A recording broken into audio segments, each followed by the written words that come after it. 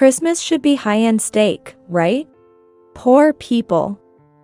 You don't even understand something so simple, and that's why things are like this. The best way to teach is through pain. Anna threw a piping hot stew right at me. She acted as though she was absolutely right.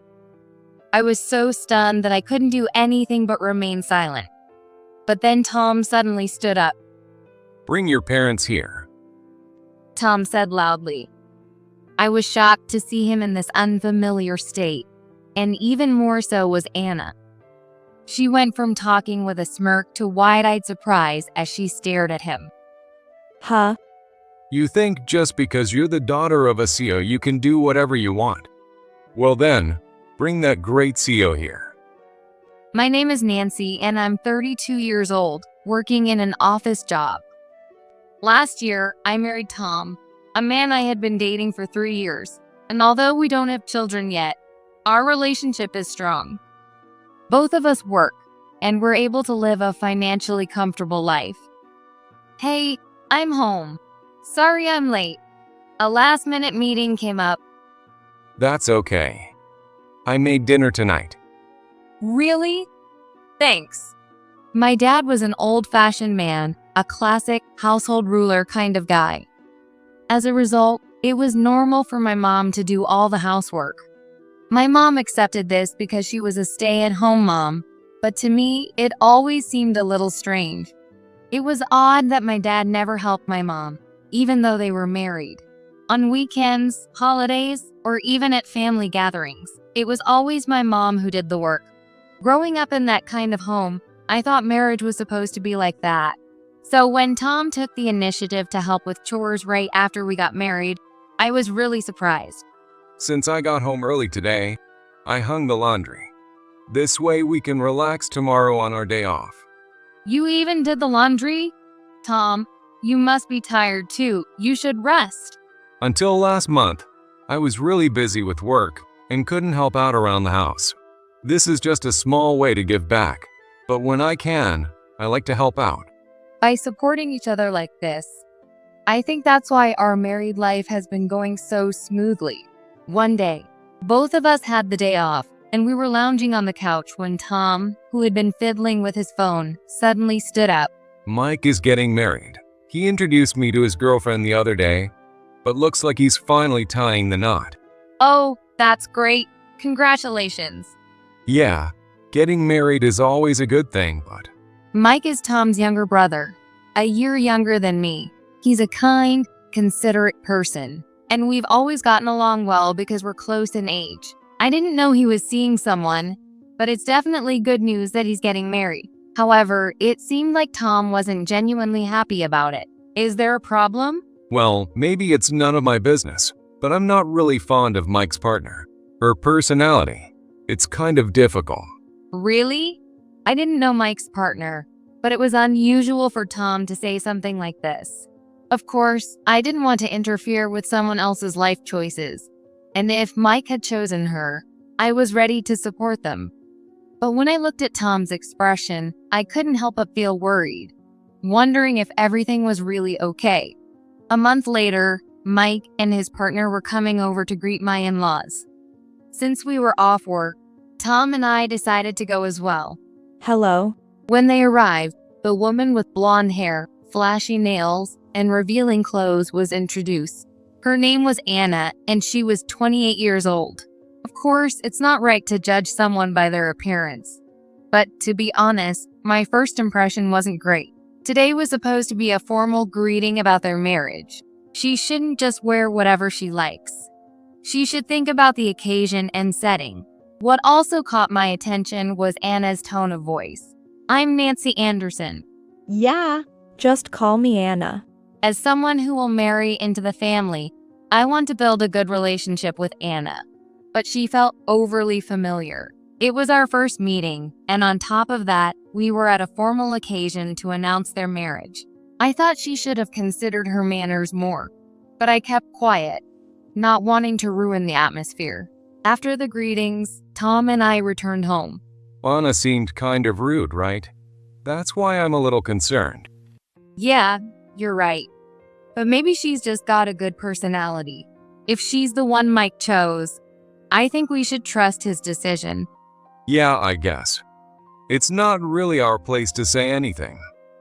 Tom felt the same way I did, but I figured Mike wouldn't have decided to marry her without thinking it through. They had been dating for a year, so I hoped things would be okay. 3 months later, the wedding took place, and Tom and I attended. Wait, why are you here? I thought you wouldn't come. What? Isn't it tough with the wedding gift money? If you both work, it must be hard financially. Or did you come just to attend this lavish wedding? Indeed, their wedding was extravagant, with many guests. I heard that Anna's parents ran a company and helped cover half of the wedding expenses. But that wasn't why we came. I was a little upset by Anna's words, which seemed to mock us. It's not like that at all. We're not working just because we don't have money. Just because I'm the CEO's daughter doesn't mean you have to compete with me. Or are you jealous because you couldn't afford such a grand wedding? I hadn't noticed it at the greeting, but Anna wasn't just lacking in manners. She was treating us like we were beneath her. Because we both worked, she thought we were poor. Of course, that didn't sit well with me, and I was a bit disappointed that Mike's fiancé was like this. Your comments are a bit sharp. You should be careful not to make people uncomfortable. It's just the truth. If you don't like it, try working harder and get rich. Even your dress is old and shabby. You probably don't have the money for a designer one. The dress I was wearing was a precious heirloom from my mom. Sure, it might not have the monetary value of a designer dress. However, to me, it is the most valuable thing in the world. It might be old, but it wasn't inappropriate for a wedding. This dress is. I'm not interested in your excuses. Well, I have other greetings to attend to, so enjoy the expensive food you normally can't have. With that, she walked away to another table. No matter who the person is, looking down on others is wrong. It's something even a child would understand. But Anna clearly didn't get it. I was of course stunned, and so was Tom, who was sitting next to me. She really does have a difficult personality, huh? Yeah. Do you think we should tell Mike? If he's happy and there's no problem, we should just stay quiet, but... With her attitude, she probably couldn't even get along with the neighbors, and she might have been saying odd things to other guests as well. But after discussing it with Tom, I decided that if Mike asked, I would tell him about what happened. The wedding went off without any further issues, and after that, we barely saw them for a year and a half. Both Tom and I were busy with work, barely having any personal time. As a result, we hadn't had a chance to visit Tom's parents for Christmas. Wow, it's been over a year already. We were planning to visit your parents on Thanksgiving, but that didn't happen. Yeah. Well, my dad and mom seem to be doing fine, so I'm glad we could come back for Christmas. As we were talking, we arrived at Tom's parents' house. Since we had decided to make beef stew for Christmas, I headed straight to the store to do the shopping. Tom and I, along with his parents, were expecting his brother and his wife to come as well. After loading up my shopping bags, I finally returned to find Anna lounging on the couch, relaxed. Tom's parents had gone to buy alcohol and snacks, while Tom and Mike were out greeting the neighbors. So it was just me and Anna at the house. Oh, the servant is back. I was about to greet her, but when those were the first words she said to me after not having seen me in a while, I lost all desire to do so. It felt like she was someone who took pleasure in looking down on others. What do you mean by servant? There are things you can and can't say, no matter what the relationship is. Well, it's the truth, right? You had to do all that shopping by yourself, carrying all those heavy bags. That makes you nothing but a servant. I didn't have a bad relationship with Tom's parents, and I wasn't being made to do everything. They had offered to come with me, but there were some specific stores they needed to visit, like their favorite liquor store and snack shop. So, I volunteered to handle the supermarket shopping on my own. But to be called a servant was honestly infuriating. It felt wrong to be called that by someone who didn't help at all and was just lying on the couch. If you're going to say something like that, then please help out. Isn't it strange to just talk while not doing anything yourself? Do you know I'm the CEO's daughter, right? Are you really asking me to do menial chores? That has nothing to do with it, does it? I had raised my voice a bit, but I didn't think I was saying anything wrong. Just because she's the CEO's daughter doesn't mean she can do whatever she wants. She's not a child, so I thought she should understand that. It has nothing to do with it? Who do you think you're talking to? I'm saying the same thing to anyone, not just you, Anna. I'm pissed off. You'd better apologize right now. Your behavior is unacceptable. Anna glared at me as she said this. But I wasn't going to change my mind. She was the one who did something wrong, so there was no reason for me to apologize. I didn't want to cause a big issue, but I wasn't the type to lower my pride and apologize when I hadn't done anything wrong. If you apologize, then I'll forgive you. I'm not going to apologize. I have things to do. I said that, and then I headed for the kitchen. Talking to Anna any further wouldn't get us anywhere, and I had to prepare dinner for the evening. I quickly started preparing. All right, it's ready. She could see me from where she was sitting, but she didn't offer to help at all, just watching TV the whole time. I didn't need her help, but I really didn't want to hear any more strange comments from her. While I worked, I thought about that. Then Tom's parents returned, and our Christmas dinner began. Seeing Tom and his parents enjoying my beef stew made me feel like all my effort was worth it. I'm going to take some to the neighbors. Mike said this and went outside with his mother. They were taking the leftover food to the neighbors. At the same time, my father-in-law went to shower, and only Tom, Anna, and I were left in the living room. Because of the earlier incident, I didn't say anything to Anna. Tom was puzzled, but he didn't say anything, just waiting for Mike and his mother to return. Then, all of a sudden, wow! I was startled and let out a loud voice.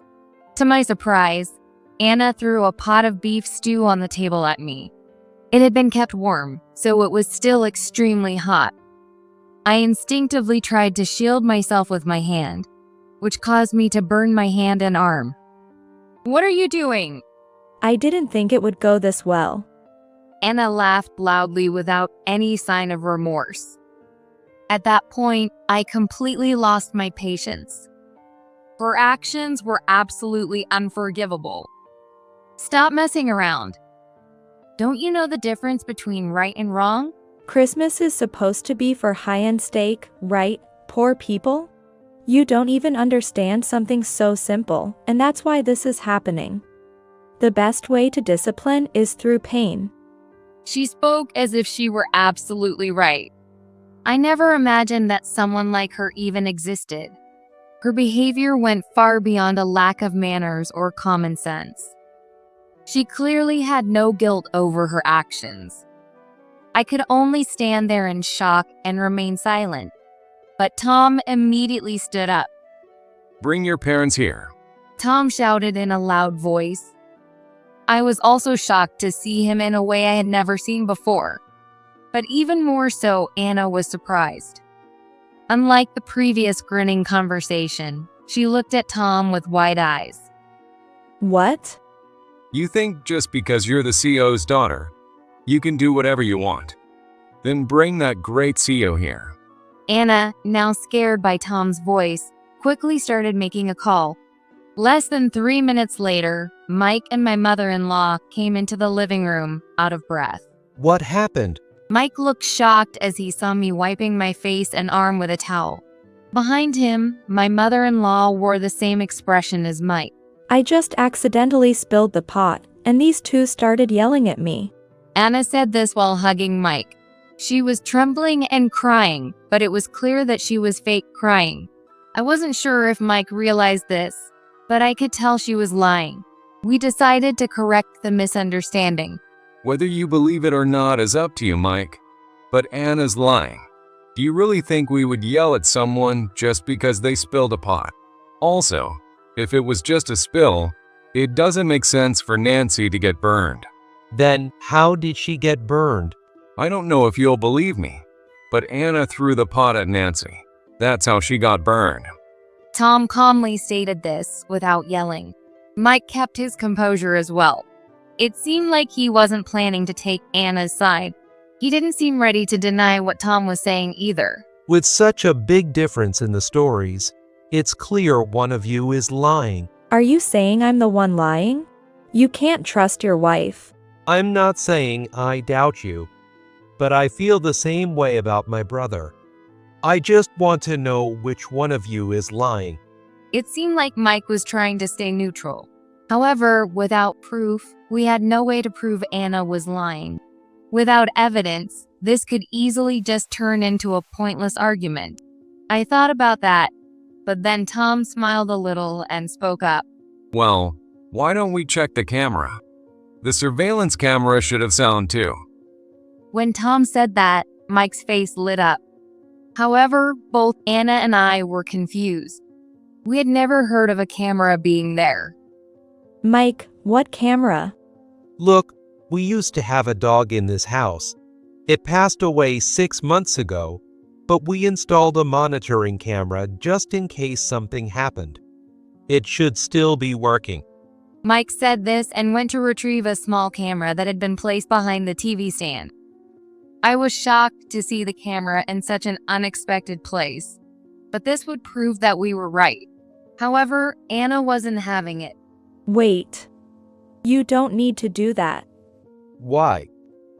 You don't have to check the camera, just believe what I'm saying. Checking it means you're doubting me. Do you want a divorce? Seeing Anna desperately trying to stop the camera from being checked made it clear she was lying. Mike's gaze toward her had clearly changed as well. But even in this situation, Anna stubbornly held onto the camera, not letting go. If what you're saying is really the truth, then go ahead and check the camera to prove it. Mike spoke on behalf of everyone, but Anna refused to change her stance. She was afraid of having her actions exposed. But if she stopped the camera check, she would obviously be the one under suspicion. Despite the obvious situation, she was desperately trying to buy herself more time. That camera's footage should be automatically saved to the computer. You can check it from there. Yeah.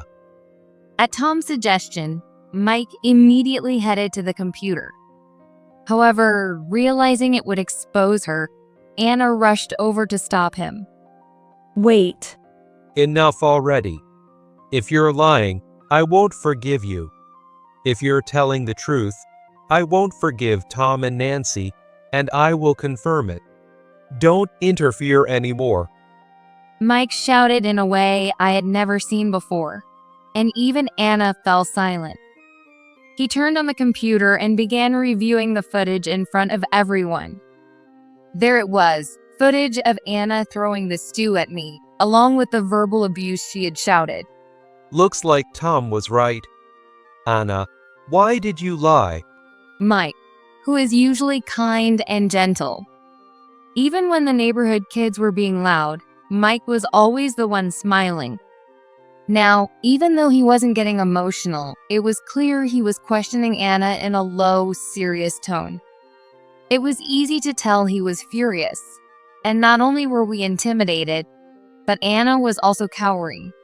There's no answer in silence. Stop wasting time and just answer me. Well, I don't want excuses. You know that, right?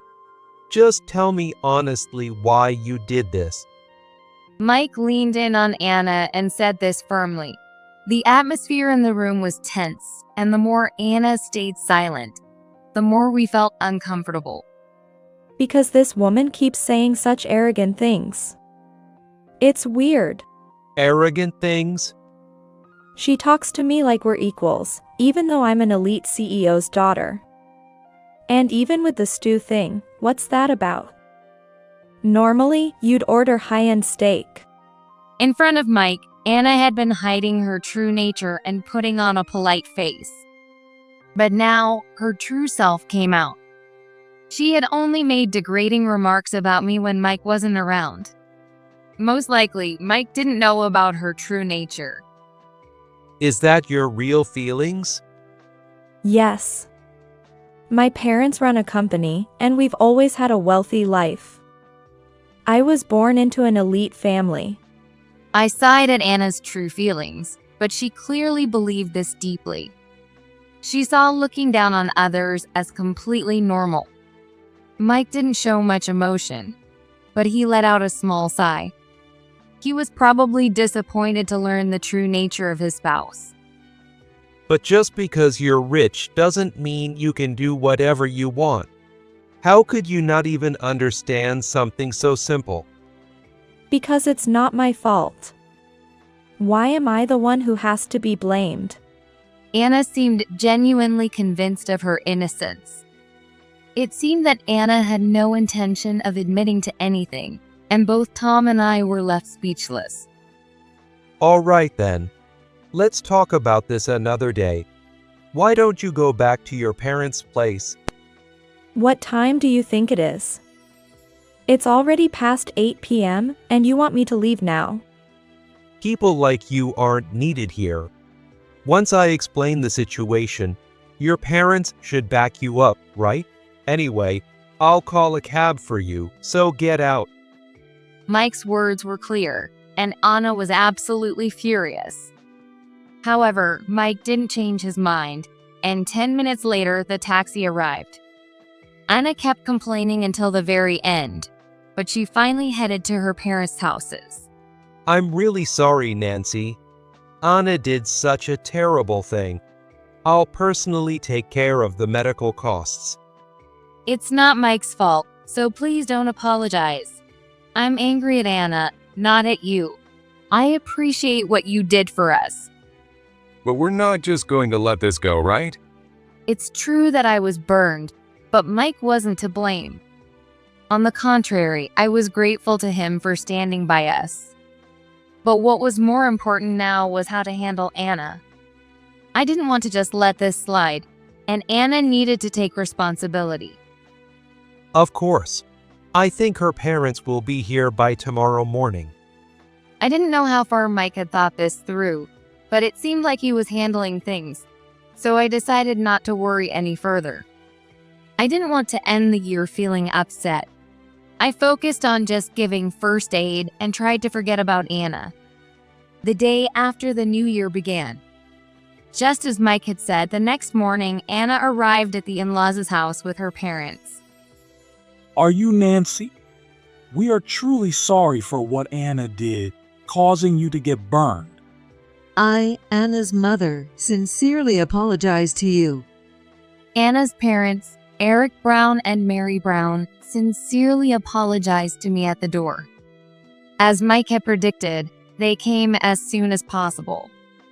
Since I couldn't just let this go, I led Anna and her parents to the living room. It's been a while. I think it's been a month since we last met. My in-laws had been out since morning, so the only people at the houses were me, Tom, and Mike. Both Mike and Tom were calm and didn't seem surprised by the situation. Please have a seat. I'll bring some tea. We can talk afterward. Tom said as he headed to the kitchen. A tense silence filled the room, but Anna's parents remained with their heads down the entire time. Please first have some tea. Thank you, but please let us apologize first. We are truly sorry for what happened. I apologize too. Anna did something unforgivable, and we sincerely ask for your forgiveness. Both of them apologized. It was true that what Anna had done was inexcusable. Yesterday, Mike had told me that her parents were proud of their position as business owners. It was precisely because her parents had such high pride that someone like Anna was raised. So I wasn't expecting them to apologize. Isn't there an apology from her? The company your parents run is at stake, and yet she's been silent this whole time. I'm sorry. Anna reluctantly apologized. Her attitude remained as arrogant as ever, in stark contrast to her parents. But what caught my attention more than anything was Tom's comment. Running a company? Actually, about 6 months ago, Mike consulted with me. Anna's parent company was struggling, and we ended up doing business with them to help. I hadn't told Nancy about it though. To avoid worrying Anna, it was supposed to be kept secret, and since I couldn't do much at my company, I consulted with Tom. Finally, I understood why Anna's parents were apologizing so much. Tom's company was a business partner of their company. The fact that Anna's parents even went so far as to apologize was proof that they realized the gravity of what Anna had done. I also run a company, so I understand your feelings. However, Anna used her parents as a shield in the end. In that case, I can't say this is none of my business. I completely understand. I will re-educate Anna and make an apology as well.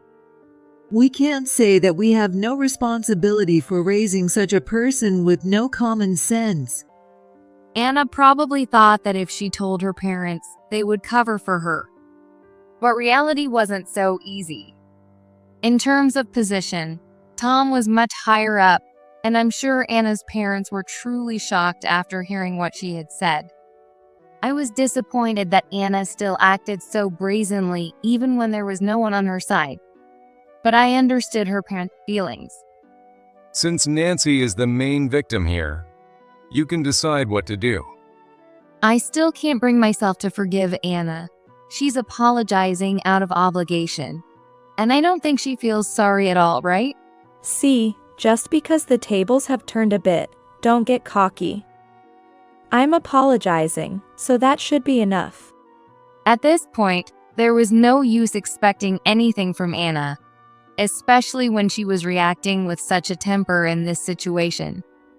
So I made up my mind about what I wanted to do. All right, then please cut ties with me. That's fine. Then divorce me. I can't live with someone like that from now on. Wait. Mike suddenly brought up his divorce. I was also shocked by this. Indeed, I did want to cut ties with Anna. I imagine Mike felt the same way, but hearing the word divorce was a real shock. You're a person who's reached rock bottom, and now you're throwing a tantrum. I can't trust you anymore. The trust is completely broken. Wait, you don't have to say it like that. It's impossible. Go live your life however you want. Mike spoke coldly, almost like he was pushing her away.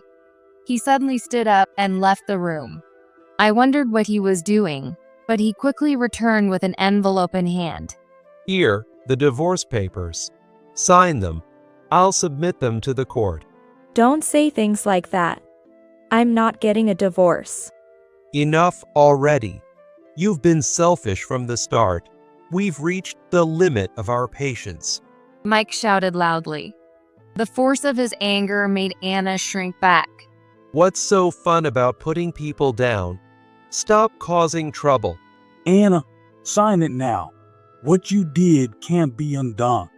Yeah, trust is much harder to fix than you think. And right now, you don't have any right to argue.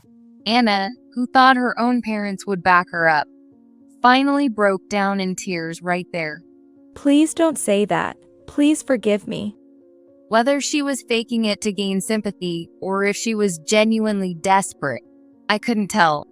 But no matter the tears, I wasn't going to forgive her, and Mike's feelings hadn't changed either. Enough already. Don't cause any more trouble for everyone. This is all your fault. If you truly regret it, take responsibility for your actions. In the end, even Anna's parents yelled at her, and she signed the divorce papers while crying. Afterward, the payment for the alimony I was owed was taken over by Anna's parents. How did this happen? This is all the result of your own actions. You'll live with regret for the rest of your life. Shut up. I don't want to hear that from you. At this point, there was no turning back for her. I didn't care what anyone thought of me anymore. Is that all you can say when you're confronted with the truth? If you don't reflect on what you've done, you'll keep making the same mistakes. You don't understand how I feel after losing everything. Anna, still defiant, snapped at me. At this point, it was unbelievable that she still showed no signs of remorse. You always talk about yourself. Why don't you think about how I feel? Or how Mike feels? Or how your parents feel? What? If you can only think about yourself, you'll keep repeating the same mistakes forever. When I said that, Anna fell silent. I could only hope that, even a little, she would reconsider her actions. Afterward, Anna was taken home by her parents, and I was finally released from the tense situation. The details of the alimony and divorce were all settled, and I was just waiting for contact from her parents. 1 week later, I got a message from Anna's parents saying they were ready. I met them at a nearby cafe. The alimony has been transferred. We will make sure Anna repays the full amount. I appreciate your feelings, but I want Anna to take responsibility for this, so please handle that part. Of course. We will ensure she repays it, and afterward, we'll cut all ties. We want her to understand the difficulties of living on her own. Her parents promised to make sure that Anna repaid the alimony they had covered for me. Then, Mike immediately took action after the divorce was finalized and kicked Anna out. She returned to her parents' house and began working at their company. Her entire salary went toward paying off the debt, and she lived a life with no freedom. About a year later, Mike told me that Anna has paid off the money she owed. Now she's living alone. Oh, really? What's she doing for work? She was kicked out of her parent company. It seems they've cut ties with her too. Now she's doing multiple part-time jobs and living in a cheap apartment. I didn't expect her to be living a luxurious life, but I was surprised to hear it was such a tight situation. She was living a life much more difficult than the people she had looked down on. I don't know how Anna feels now, but I hope she has realized that her actions were wrong. As for me, I'm still living happily with Tom, and every day is enjoyable. My work is going well, and we're planning to go to Hawaii together next month. We've also been talking about having children next year. The future ahead of me is bright. Life is unpredictable, and you never know what might happen. There are times when you face unreasonable situations that you can't change on your own. Whether or not there is someone to lend a hand in such situations is what truly shapes your life. I refuse to live a lonely, miserable life like Anna's, and I've decided to continue cherishing the people around me as I move forward.